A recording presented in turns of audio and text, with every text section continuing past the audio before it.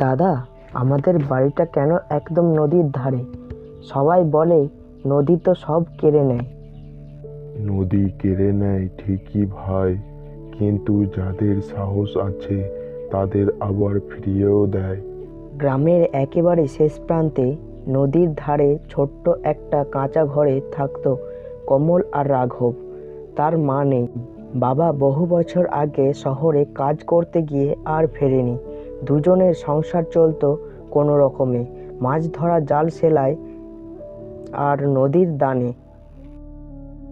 দাদা, আজ স্কুলে মাস্টার মশাই বললেন স্বপ্ন দেখো। আরে বাহ, তুই কি স্বপ্ন দেখলি? আমি স্বপ্ন দেখেছি আমাদের একটা পাকা ঘর হবে দাদা।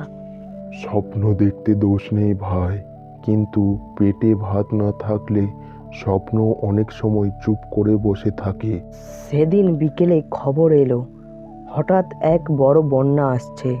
গ্রামের লোকেরা যে যার মতো প্রস্তুতি নিতে লাগলো, কিন্তু কমলের আর কিছুই করার ছিল না। আর রাতেই ঘটলো সেই ভয়াবহ ঘটনা। দাদা, জল উঠছে। ভয় পাস না ভাই, আমার হাতটা ধর।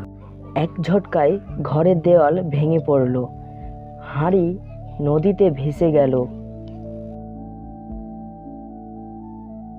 ভোর হলেই দেখে গেল ঘর নেই। দাদা, আমরা এখন কোথায় থাকবো? যেখানে মানুষ থাকে ভাই, সেখানে আশ্রয় হয়। গ্রামের লোকেরা কেউ কেউ বলল, এত গরিব মানুষ, ওরা কিভাবে বাঁচবে? নদীর ধারে থাকলে ওই রকমই হবে। দাদা, ওই যে নদীর পাড়ে একটি পরিত্যক্ত বাড়ি আছে, আচ্ছা ওখানে কি থাকতে পারি না আমরা? আরে ওটা তো পরের জমি। এখন তো দাদা আমাদের বলে আর কিছুই নেই। রাতে বাতাস ঢোকে, বৃষ্টি চুইয়ে পড়ে, তবু মাথার উপর কিছু আছে। কিন্তু সমস্যা একটাই।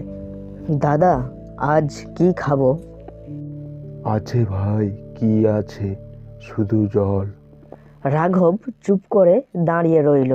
পরের দিন সকালে রাঘব হঠাৎ বলে উঠল, দাদা, নদীর পাড়ে তো অনেক কচু গাছ জন্মেছে। হ্যাঁ, তো স্কুলের স্যার বলেছিল কচু গাছ নাকি বাজারে বিক্রি হয়।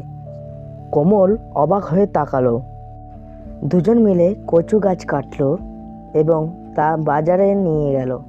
হাত কাটলো, পা কাটলো, তবুও তারা হার মানল না। এই কচু কোথা থেকে আনলি? নদী দিয়েছে কাকা, নদী।